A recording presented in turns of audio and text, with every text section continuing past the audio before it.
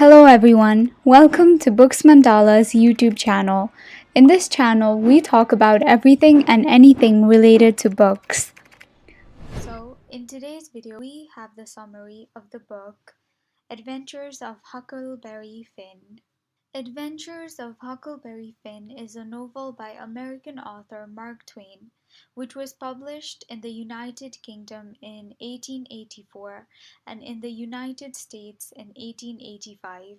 The novel is the first in American literature to be published throughout in vernacular English. It is narrated by Huckleberry Finn, Huck, and is a direct sequel to The Adventures of Tom Sawyer. This book is much more than a story about children's antiques and excitement. Set in the town of St. Petersburg, Missouri, which lies on the bank of the Mississippi River, this book is a poignant portrayal of pre-Civil War American society. It is dark in places and deals with topics like slavery, lies, betrayal, morality, and true friendship. The Adventures of Tom Sawyer ends with Huck Finn and Tom Sawyer finding a larger sum of money that a band of robbers had hidden. They get $6,000 each, which Judge Thatcher invests for them at the bank. Huck is adopted by a widow Douglas and her conservative and religious sister Miss Watson. Huck struggles with their attempts of civilizing him and his new life of school, rules, and cleanliness. He sticks it out for a while at Tom's request until Huck's drunken father, Pap, reappears in town. He demands Huck's money and even tries to get legal custody of his son. His attempts fail, however, so he returns to his old ways of harassing his son. Pap even kidnaps Huck and holds him in a cabin on the bank of the Mississippi River. Huck is locked up and beaten by his father, so he decides to fake his own death by killing a pig and spreading his blood all over the cabin and escaping. Hiding on Jackson's Island in the middle of the river, he watches some townsmen look for his body. After a few days on the island, he encounters Jim, one of Miss Watson's slaves. Jim has run away from Miss Watson after hearing Miss Watson say that she is planning on selling him for $800, which means Jim would be treated horribly and separated from his wife and children. Huck and Jim decided to team up despite Huck's uncertainty about the legality or morality of helping a runaway slave. But Huck hasn't always been the one to follow the rules, so it's alright. While they camp out on the island, a great storm causes the Mississippi to flood. Huck and Jim find a log raft and sight a house floating past the island. They get hold of the raft and loot the house. Inside the house is a dead man's body who had been shot. Jim doesn't let Huck see the man's face. Huck goes to the shore to get any news from town. He dresses up in a girl's clothing he found from the floating house and speaks to a woman in a cabin. Although the woman finds out that Huck is a boy, she doesn't get mad about it. She tells Huck that her husband has seen smoke coming from the island and therefore suspects that the runaway slave Jim is hiding there. Huck also finds out that a reward has been set to capture Jim. Huck hurries back to Jim and they start downstream on the raft. They become closer and have a number of adventures on the raft, traveling at night so no one sees them. They plan to leave the raft at the mouth of Ohio River and proceed up that river by steamboat to the Free States, where slavery is prohibited. On their journey, they see an abandoned, wrecked steamboat and see three thieves and murderers. They manage to run away with the robbers' loot but are separated due to heavy fog. Jim is stranded on the raft and Huck on a canoe. They find each other after a while and Jim is overjoyed. This is when they realize that they care a lot about each other and have become friends. Huck also has a brief moral crisis about concealing stolen property, as Jim belongs to Miss Watson after all. When they encounter a group of men looking for escaped slaves, Huck lies to them, however, and scares them away, saying his father is on the raft, suffering from smallpox. Later, Huck discovers that they already passed the town of Cairo, where the Ohio River meets the Mississippi. And since they can't travel back to the mouth of Ohio, Huck and Jim continue down the river.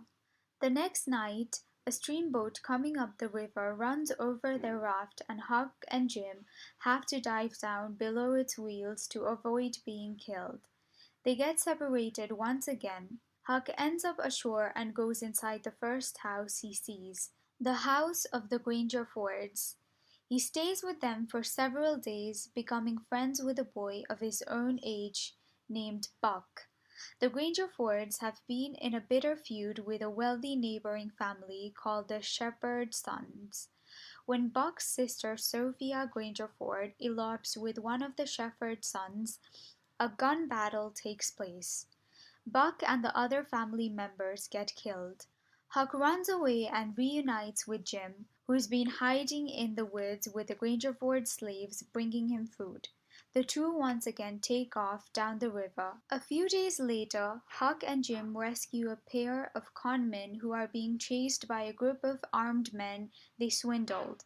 Huck and Jim take them onto the raft and carry them away. The two men call themselves the Duke and the King. One claims that he is really the Duke of Bridgewater, and the other claims that he is the son of Louis XVI, and hence should be the King of France. The Duke and the King planned several scams on the raft on unsuspecting locals while on the journey. The four come to a little town in Arkansas. The two swindlers advertise a three-night play called The Royal Nonsuch. The play turns out to be a scam that only lasts a couple of minutes. That same afternoon, a man called Colonel Sherburne shoots a harmless drunk who's insulting him. A lynch mob forms to retaliate against Sherburne, but Sherburne disperses the mob by telling them that they cannot lynch him. By the third night of the royal nonsuch, the townspeople plan for their revenge on the Duke and the King for their scams. As the town is about to pelt them with rotten tomatoes and dead cats, the two swindlers manage to run away with Huck and Jim. Huck, Jim, the Duke, and the King arrive in a town where a man named Peter Wilks had just died. The Duke and the King pretended to be his long-lost brothers and heirs. Wilkes' nieces welcome them with open arms. The conmen start selling their slaves and liquidating their assets. Huck, who grows to admire Wilkes' sisters, steals the money from the conmen and stops the scam. At last, the real brothers of the dead man arrive, and the Duke and the King barely manage to escape back to the raft. The final scam that the Duke and the King pull is to claim that Jim is a runaway slave and sell him further to a farmer named Phelps. Huck goes to the Phelps house to look for Jim, and it turns out that the Phelps are Tom Sawyer's aunt and uncle. Huck pretends that he is Tom Sawyer coming for a visit. Coincidentally, Tom arrives too, and Tom pretends to be his younger brother Sid. Jim is being held captive in a shed, and Huck wants to set him free. This would be remarkably easy to do so, but Tom insists that they don't. Finally, they set him free, but they have sent an anonymous letter to the Phelps warning them of danger. So, when Huck and Tom escape with Jim, the farmers shoot at them and hit Tom in the leg.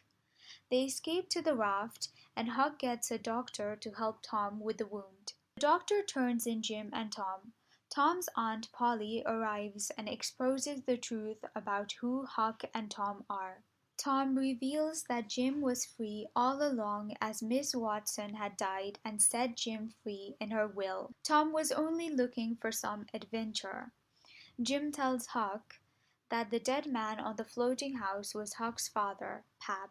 Tom's aunt Sally wants to adopt Huck and civilize him, but having had enough of this, Huck refuses and sets out on a journey towards the west. Thank you for watching the video. We hope you find this summary useful. You can purchase this book from booksmandala.com. If you liked this video, please consider subscribing to our channel for more bookish content.